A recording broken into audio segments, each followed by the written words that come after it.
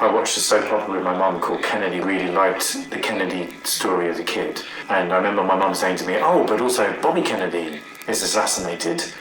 And I couldn't quite compute how that was possible. Like, how could both brothers from the same family both be assassinated more or less in the same way in front of everybody? So that blew my brain, and I don't know, it was weird. But then why did I make a show about it? So I played him in 2013 in a National Geographic documentary. During that time I had to research him, his life, his family, his politics, and I got really, really interested in him, and I kind of came out of that experience thinking, I think that Bobby Kennedy is actually the more interesting of the two brothers. I think the other thing that made me really want to put his life on stage was the fact that he's mostly ignored. We hear...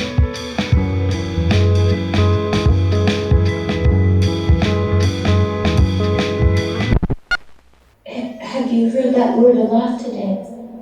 Yes. We've decided to make a little bit of a documentary about making the actual show itself. I'm a theatre maker, and I was really interested in putting the Kennedy's life onto stage. Like, how do you do that? How do you put the assassination of Bobby Kennedy onto stage? How do you address Martin Luther King? How do you address Vietnam?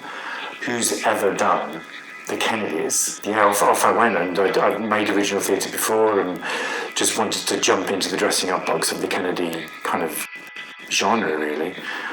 How do you theatricalise somebody's life in 1 hour on the stage with very little money? How do you do that? I can't remember how I did it. Lots of play, lots of music, lots of text, lots of writing, lots of silliness, lots of improvisation. It's been really, really interesting to see what the show has done in certain spaces, and a lot of people have come up to me and said that Bobby's story needed to be told. So an older lady came up to me in Birmingham and said, oh, when Martin Luther King died, it was awful. When Jack died, it was awful. But when Bobby died, she said that was it. She said that was the end of the 60s for her, because it was such an unreasonable weirdness to his death. The reason for telling Bobby's story and making the show was actually because of those sentences. She was still there.